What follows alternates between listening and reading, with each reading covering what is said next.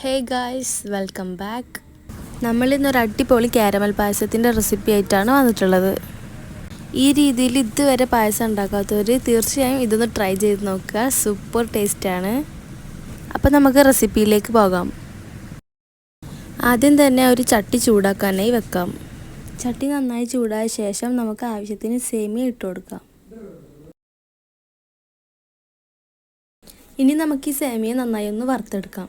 നമുക്ക് വറുത്ത സേമിയം തന്നെ മേടിക്കുന്നതായിരിക്കും ഒന്നുകൂടെ ബെറ്റർ. സേമിയ ഇവിടെ ഏകദേശം വറുത്ത് വന്നിട്ടുണ്ട്. ഇത്രയൊക്കെ മതിയാവും. ഇനി നമുക്ക് ഷുഗർ ഒന്ന് കാരമലൈസ് ചെയ്തെടുക്കാനായി ഒരു പാൻ വെച്ച് ചൂടായ ശേഷം നമുക്ക് ആവശ്യത്തിന് പഞ്ചസാര ഇട്ട് കൊടുക്കാം. ഇനി നമുക്ക് ഈ പഞ്ചസാര ഒന്ന് മെൽറ്റ് ആവുന്നത് വരെ വെയിറ്റ് ചെയ്യാം. നല്ല ബ്രൗൺ കളറായിട്ട് എടുക്കണം. കരിഞ്ഞു പോവാതെ നോക്കണം കേട്ടോ. കരിഞ്ഞു പോയിട്ടുണ്ടെങ്കിൽ നമ്മൾ പായസത്തിൻ്റെ ടേസ്റ്റ് മൊത്തത്തിൽ അങ്ങ് മാറിപ്പോവും.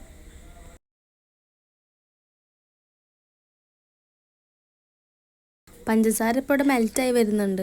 ഇതൊന്ന് ബ്രൗൺ കളറാവട്ടെ.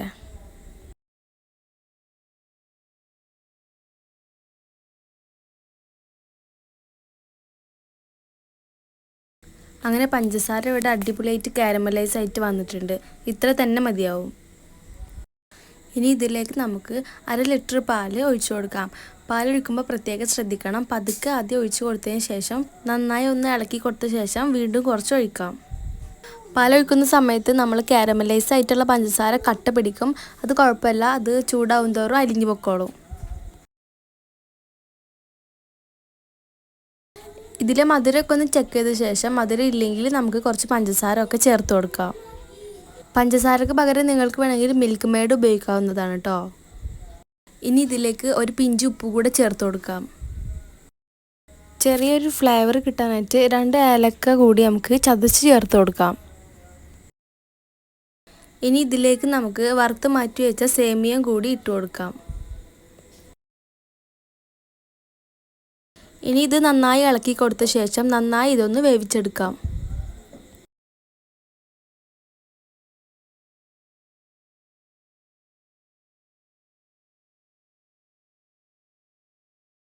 അപ്പം നമ്മൾ സേമിയൊക്കെ ഇവിടെ വെന്ത് അടിപൊളിയായിട്ട് വന്നിട്ടുണ്ട്. ഇനി നമുക്ക് വേറൊരു പാൻ വെച്ച് അതിലേക്ക് കുറച്ച് നെയ്യ് ഒഴിച്ചു കൊടുക്കാം.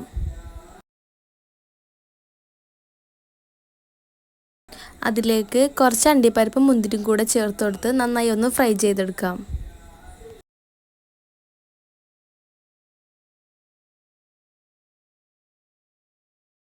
ഇനി ഇത് നമുക്ക് പായസത്തിലേക്ക് ഒഴിച്ചു കൊടുക്കാം. അപ്പം നമ്മൾ അടിപൊളി കാരമൽ പായസം ഇവിടെ റെഡി ആയിട്ടുണ്ട്. അപ്പോൾ ഈ രീതിയിൽ ട്രൈ ചെയ്ത് നോക്കാത്തവരുണ്ടെങ്കിൽ തീർച്ചയായും ഇതൊന്ന് ട്രൈ ചെയ്ത് നോക്കുക. നിങ്ങൾക്ക് എന്തായാലും ഇഷ്ടമാവും. അപ്പോൾ വീഡിയോ ഇഷ്ടപ്പെട്ടാൽ ലൈക്ക് ചെയ്യുക, ഷെയർ ചെയ്യുക, സബ്സ്ക്രൈബ് ചെയ്യുക. അപ്പോൾ ഇത്രയേ ഉള്ളൂ. വീണ്ടും അടുത്തൊരു വീഡിയോ കാണുന്നത് വരെ ബൈ.